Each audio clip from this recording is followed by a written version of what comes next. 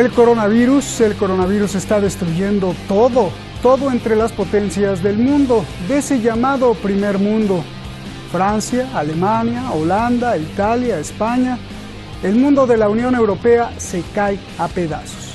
Y con ella, su historia y su espíritu de comunidad, unos contra otros. El coronavirus descubrió las verdaderas caras del egoísmo, del racismo y de la envidia. Primero yo, después yo y siempre yo. Ahí poníamos un video que muestra cómo están las cosas. La vida de miles se debate entre la ineficacia, el miedo y la falta de dinero. Alertan que la Unión Europea podría ser asesinada. Soy Roberto de la Madrid y esto, Detrás de la Razón.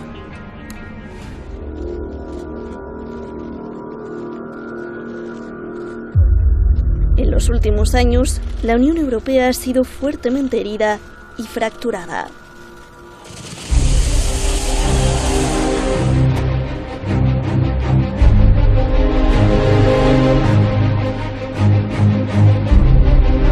Gigantescos rescates bancarios de terribles crisis económicas.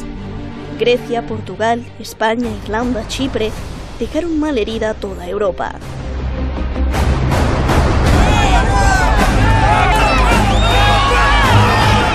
Una crisis migratoria sin precedentes que fracturó también las posiciones políticas de cada país europeo.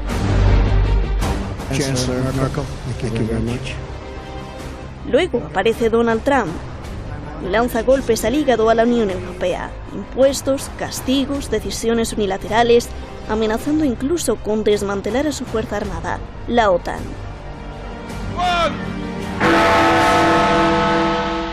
Y de remate, el Brexit, la salida de uno de sus miembros más poderosos, el Reino Unido. Y el despertar cada vez más grande de movimientos nacionalistas, separatistas y anti-Europa.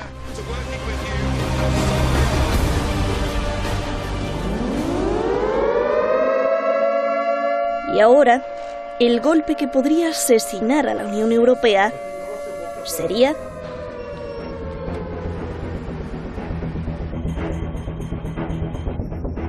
el coronavirus.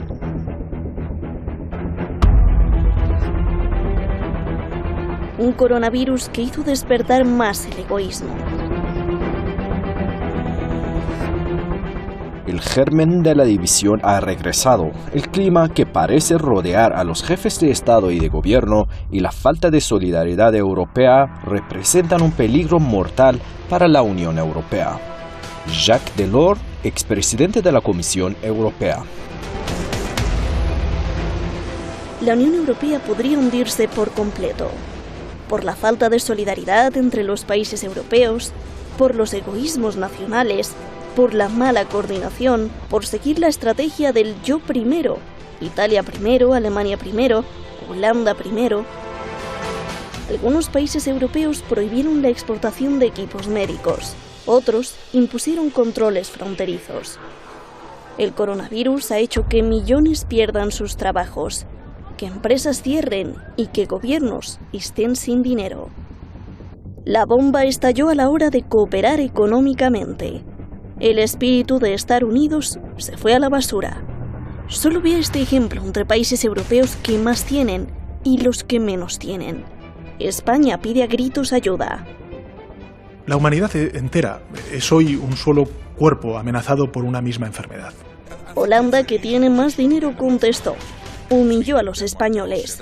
Los cuestionó porque no habían ahorrado para la enfermedad y además pidió una investigación para saber dónde estaba el dinero del crecimiento económico en los últimos años. Portugal defiende a España. Esse discurso é repugnante no quadro de uma União Europeia. E a expressão é mesmo esta, repugnante. Porque nós não estamos disponíveis, ninguém está disponível para voltar a ouvir ministros das Finanças holandeses como aqueles que já ouvimos em 2008, 2009, 2010 y años consecutivos. Todo ante la mirada sonriente de Rusia y China. China aprovechó la desunión para ofrecer ayuda humanitaria. Suministra implementos a España, Italia y hasta Holanda. Alemania, que baraja incluso pedirle al presidente Xi Jinping no solo ayuda sanitaria, sino también apoyo a la reconstrucción económica tras la epidemia. Y Vladimir Putin, también con gran sonrisa, envió aviones militares, médicos, soldados y material sanitario a Italia.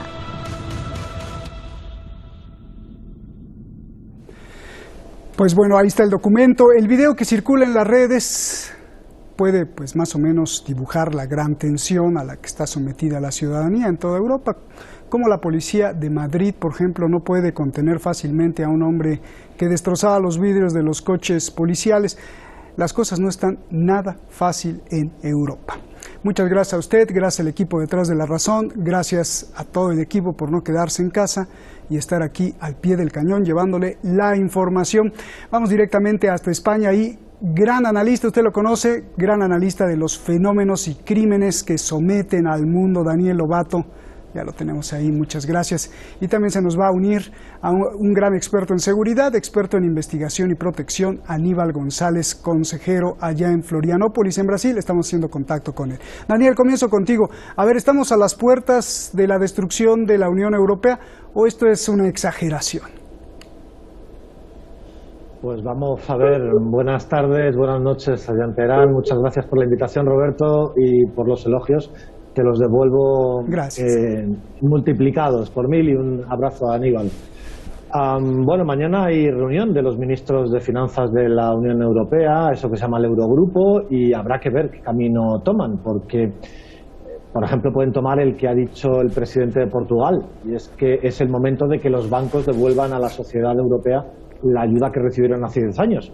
O no, o puede que tomen el camino de lo contrario del pillaje, lo que habéis puesto en la entradilla, esa piratería, ese pillaje, ese sálvese quien pueda, ese saltarse las normas de la Unión Europea. Por ejemplo, la prohibición de la exportación está prohibida en la Unión Europea y sin embargo se ha llevado a cabo esa prohibición de exportación y sin embargo la solidaridad está en las normas fundacionales de la Unión Europea y no está siendo lo que se aplica ni en la crisis de hace 12 años ni en la actual. Entonces, bueno, estamos en esa encrucijada de hacia dónde se dirige la Unión Europea, hacia dónde se dirige el mundo. Se dirige hacia los desastres, hacia un fortalecimiento de ese capitalismo de desastres, de ese autoritarismo, de ese militarismo, etcétera, o vamos hacia un mundo con la oportunidad de un mundo más sostenible, humanitario, y como habéis puesto en la entradilla y citó el otro día el presidente, y acabo con esto, el presidente Pedro Sánchez, citando al poeta persa Saadi, un gran humanista, diciendo que hay que entender a parte de la sociedad, a parte de la humanidad, como un todo y que cuando una parte sufre, sufre todo el cuerpo. Bueno, esperemos que eso sea lo que se aplique en el futuro, ¿no? Oye, Daniel, ¿a quién le interesa la destrucción de Europa, de su unidad, de su poder económico? Tú que eres un experto en todo este comportamiento que tienen los grandes depredadores, uno de los métodos de los detectives para resolver un crimen, pues es ver la fotografía completa y siempre, pues normalmente usted lo sabe, pues y tú también, Daniel, que para resolver el crimen lo primero que se preguntan es ¿a quién le beneficia el crimen? Yo te pregunto, tenemos ya más de 3 meses de ver cómo se están moviendo las cosas con el coronavirus e independientemente si fue un arma biológica o algo natural de los murciélagos, vayamos ya a la consecuencia, a los hechos, y te pregunto, ¿a quién le beneficia el crimen? Bueno, yo creo que normalmente esa frase de... ¿Sabes qué? Sí. Te voy a interrumpir. Y hay algo que me ha llamado muchísimo la atención. Tanto Estados Unidos como ayer el ministro de Salud, su portavoz de Irán, acusaron a China de haber mentido al mundo. A ver, Daniel. Bueno, sobre cuánto se miente al mundo, ¿no? Fíjate cuántos millones de seres humanos han sido asesinados por las mentiras que se han dicho en foros como en la ONU, ¿no? Por parte del presidente de Estados Unidos a la hora de arrasar Irak, a la hora de arrasar Afganistán o en su día Vietnam. Entonces, bueno, lo que haya mentido, ¿no? Cada país, eso habrá que evaluarlo en la historia. Lo que está claro es, cuando me preguntabas de a quién le conviene, esa frase típica de hay que seguir el dinero.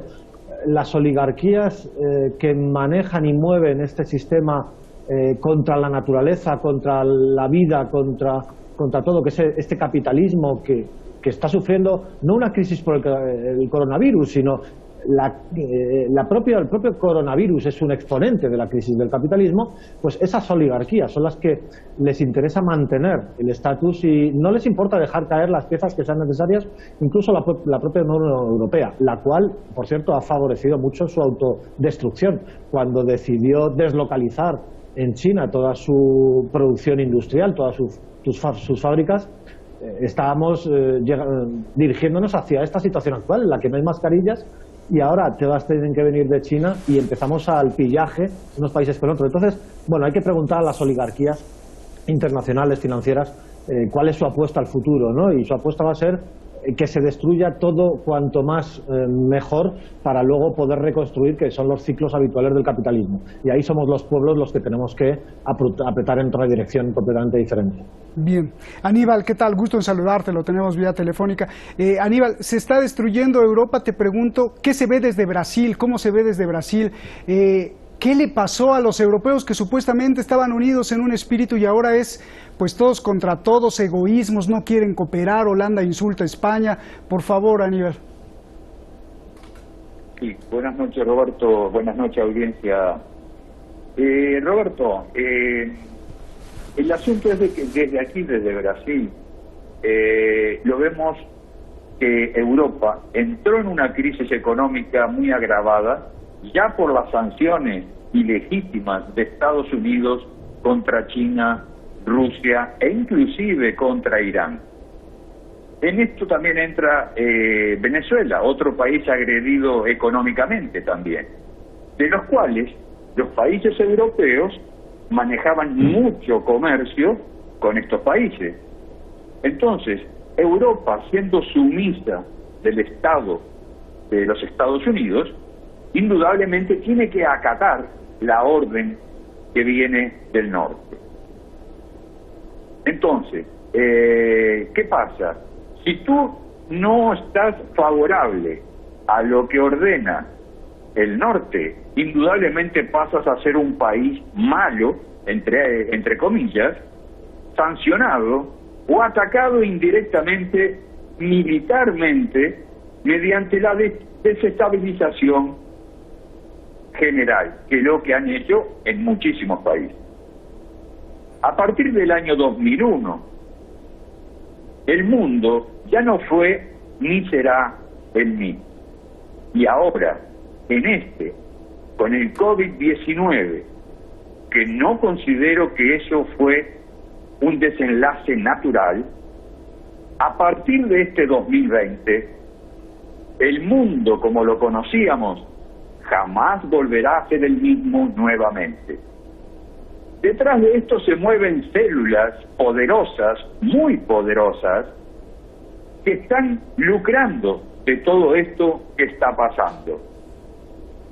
Eso es lo que conseguimos ver desde aquí, Brasil. Oye, Aníbal, a ver, tú que eres experto en investigar, en investigación, y le preguntaba esto a Daniel, normalmente los detectives cuando quieren resolver un crimen, pues ven la fotografía completa y a largo plazo y se preguntan al final a quién beneficia el crimen. Ya llevamos 3 meses de coronavirus y pues es momento de preguntar a quién le está beneficiando, y me parece muy extraño que no solo Estados Unidos, le decía a Daniel, no solo Estados Unidos ha denunciado que China mintió porque ahora ya está en recuperación económica, sino que el propio ministro de Salud de Irán dijo ayer que pues los chinos mintieron al mundo con la gravedad de la situación para, pues no sé, a ver, dime tú.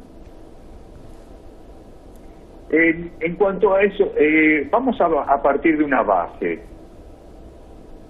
Consecuencias de un virus desconocido no comenzaron en el 2020. Yo discrepo muchísimo con eso. Esto comenzó allá por octubre y por noviembre, con misteriosos casos de personas que morían de una neumonía agravada y se determinaba como una simple falencia respiratoria. Si China mintió, yo creo que no. Yo creo que China en su momento sí intentó aplacar un poco la situación para que no se escapara de las manos, pero no negó información acorde a lo que iba pasando. Es el único país, China, y por eso hoy está casi libre del coronavirus, que cerró una ciudad de 40 millones, de 47 millones de habitantes. Ellos contuvieron como tenía que ser hecho el trabajo. En Europa se alardeaba de que no iba a pasar nada, que estaba todo bien. Estados Unidos decía, no, nosotros estamos salvos también, ¿no? Estamos cómodos, estamos bien aquí. Sensacional. Ocurre lo que estamos viendo ahora. ¿Quién gana de todo esto? Como es tu pregunta. ¿Quién? Es muy claro que si estamos complicando el desarrollo económico de toda Europa, si estamos complicando el desarrollo gigantesco económico que tenía China, si estamos complicando a los países pequeños como los latinoamericanos o africanos tercermundistas, indudablemente que aquí hay un benefactor. Y ese benefactor es hoy un imperialista. Es el único que puede sacar un lucro, una ganancia de este río revuelto y pescar cómodamente de aquí a 3 o 4 meses. Fondo Monetario Internacional, emprestando dinero, en fin, de diferentes formas. Si tú me preguntas, ¿a quién beneficia este crimen? Está muy claro, Roberto, al norte. Bien. Daniel, ¿por qué el egoísmo se ha apoderado de los gobiernos? Lo peor en una situación crítica en donde todos nos deberíamos de ayudar. ¿Tiene razón Holanda de haber humillado a España? Bueno, esto era una tendencia, es decir, Europa se ha ido dirigiendo hacia un fascismo de traje y corbata, no de camisas pardas, pero sí a un fascismo de traje y corbata. El discurso que podía lanzar hace unos años Angela Merkel al respecto de los refugiados y de rechazar los refugiados dentro de las fronteras de la Unión Europea, pagar a un capo, a un matón como era Erdogan, 6.000 millones de euros a cambio de que no llegasen refugiados, era un discurso que podía estar soltando perfectamente Marine Le Pen, su padre anteriormente, ¿no? Entonces, lo que pasa es que, bueno, pues como lo estaba emitiendo Angela Merkel, pues era más respetable, ¿no? Le quitaba ese disfraz fascista, pero el fondo del discurso era el mismo. Y ese fondo de discurso insolidario y de depredación, para empezar, está muy anclado en el ADN, en la genética europea. Europa alcanza la gloria de la dominación mundial estos últimos 500 años gracias casi a algo accidental, y es el descubrimiento o la llegada a un continente nuevo, como es el continente americano, como es la rapiña del continente africano, etcétera. Eso le da una posibilidad de configurarse como un poder planetario que, digamos, por geografía, por demografía, lo normal es que hubiera correspondido siempre a Asia, a China, etcétera, ¿no? Al sudeste asiático especialmente. Entonces, durante 500 años ha sostenido así, con esas bases del pillaje, del saqueo, de la insolidaridad, del racismo, del crimen, y eso está muy presente dentro de la propia Unión Europea. Y se ha estado desarrollando en estos últimos años de la crisis los del norte contra los del sur de la Unión Europea. Hemos pagado los del sur, los pigs, que nos llamaban cerdos, Portugal, Irlanda, Grecia, España, pues pagábamos con creces y sangre la deuda con altos intereses. Entonces, bueno, lo que está en juego es esta renovación que va a buscar el capitalismo, como en las anteriores, cómo va a expulsar a la población sobrante que ni produce ni consume. Eso es lo que va a estar en juego, y las oligarquías, lo decía antes Aníbal, el Fondo Monetario Internacional, la Banca Mundial, etcétera, si va a intentar gestionar un capitalismo de desastres con un foco de negocio, como se ha visto en estos últimos años, de las migraciones, de los desastres climáticos, con un foco de negocio ahí puesto para sacar el capitalismo un propio rendimiento de esto.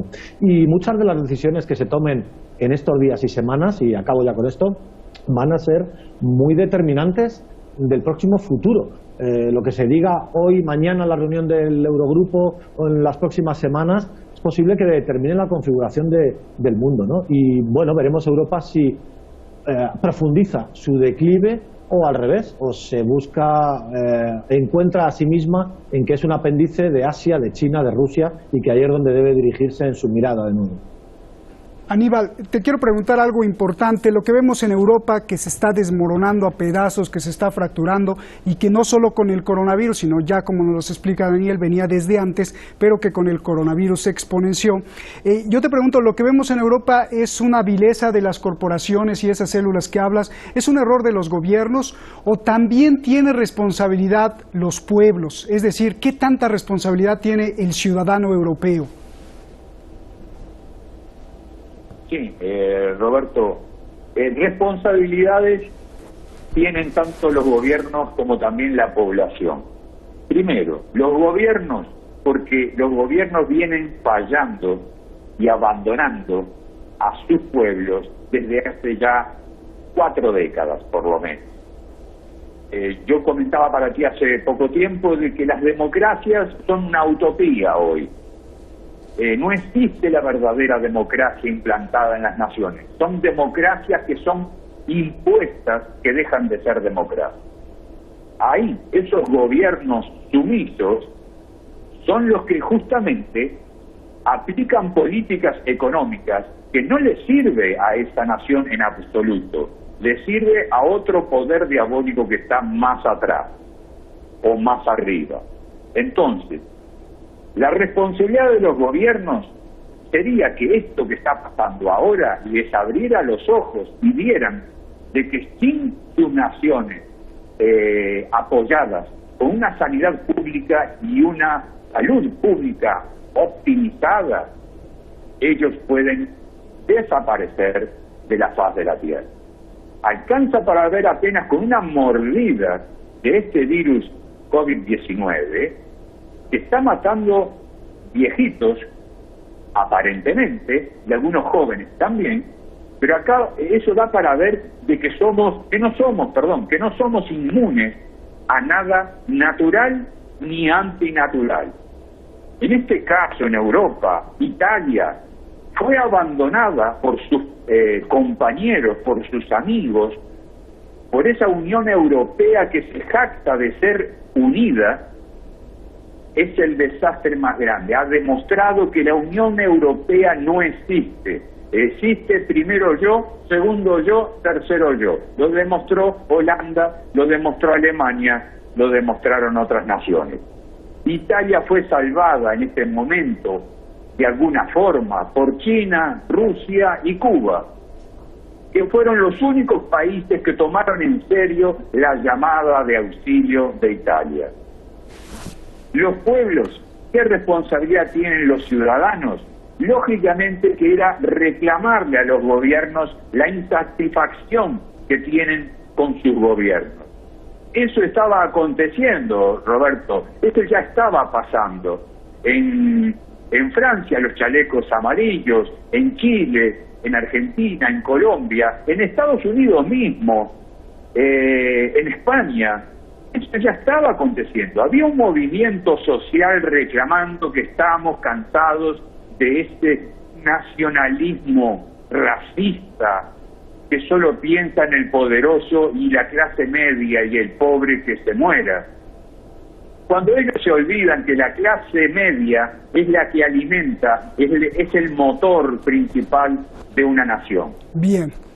Entonces, la responsabilidad del pueblo estaba siendo cumplida, solo que misteriosamente aparece el COVID-19 y tenemos a todo el mundo fuera de las calles, guardados en nuestras casas, mientras en las sombras se tejen y se mueven personas, seres y gobiernos para conseguir un fin, el cual tenemos que tratar de develar cuál es. Gracias. Algo está aconteciendo por detrás de bambalinas. Gracias, Aníbal. Qué coincidencia, ¿no? Efectivamente, presenciamos hace unos meses revueltas y protestas en todo el mundo. Daniel, te mando un abrazo, se nos acabó el tiempo. Buenas noches. Bueno. Desde hace años el concepto de la renta básica ha sido discutido, propuesto, impulsado, criticado. Pero hoy, curiosamente, la renta básica merodea en las puertas de los que apoyaron el libre mercado. La renta básica la quieren implantar ya bastantes políticos reaccionarios en Europa. ¿Qué significa eso? Es un salario mensual que podría ser que el Estado le da a cada ciudadano, pues cada mes, para poder vivir con dignidad, a cambio de nada, solo por ser ciudadano de ese país, recibe el dinero todos los meses.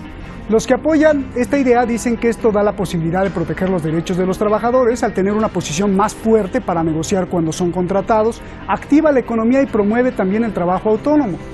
Los opositores que no quieren y que son más, dicen que la renta básica solo generaría un ejército de holgazanes y que destruiría el espíritu cívico del trabajo. ¿Por cuál se inclina usted? El problema es mucho más grave. No estoy diciendo que sea uno o el otro la solución, pero el problema va a ser mucho más grave cuando los robots y la inteligencia artificial desplacen la mano de obra humana. Ya lo estarán viendo los que hoy se ríen por la destrucción del mundo económico como lo conocemos. Ahí se la dejo. Buenas noches.